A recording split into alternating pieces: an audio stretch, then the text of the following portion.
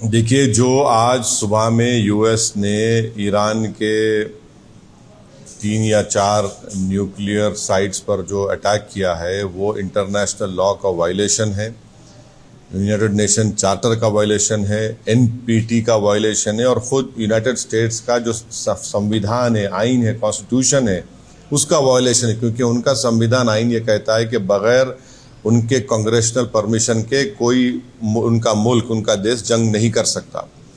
पांचवी बात यह है कि ये हमला करके यूनाइटेड स्टेट्स ने गज़ा में जो फ़लस्तीनियों का एथनिक क्लेंसिंग हो रहा है, जेनोसाइड हो रहा है, उसको कवर अप कर रहे हैं। और इजराइल जिसके पास 700-800 न्यूक्लियर वॉरहेड है, जो एनपीटी को साइन नहीं किया, जो आईएईए के इंस्पेक्टर्स को अलाउ नहीं करता, उस पर कोई बात ही नहीं कर रहा है।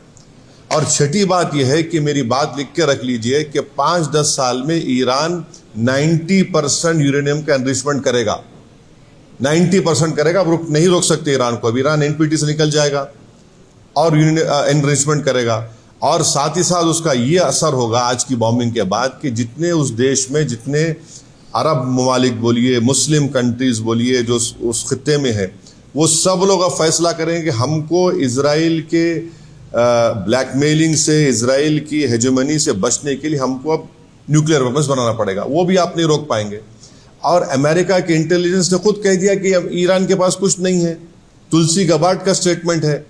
और सबसे, अगर ये खित्ता, ये एरिया, अगर इसमें जंग शुरू हो जाएगी तो एक बात आपको समझने की जरूरत है कि 60 लाख से ज्यादा भारत के नागरिक वहां रहते हैं।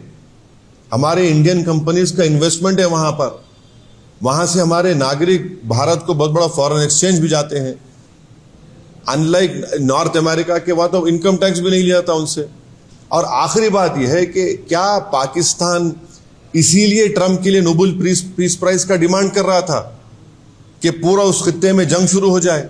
क्या इसीलिए उनके जनरल जाकर लंच खा के आए थे वहां पर कि पूरे इस इलाके में आग लग जाए, जंग शुरू हो जाए वहां पर?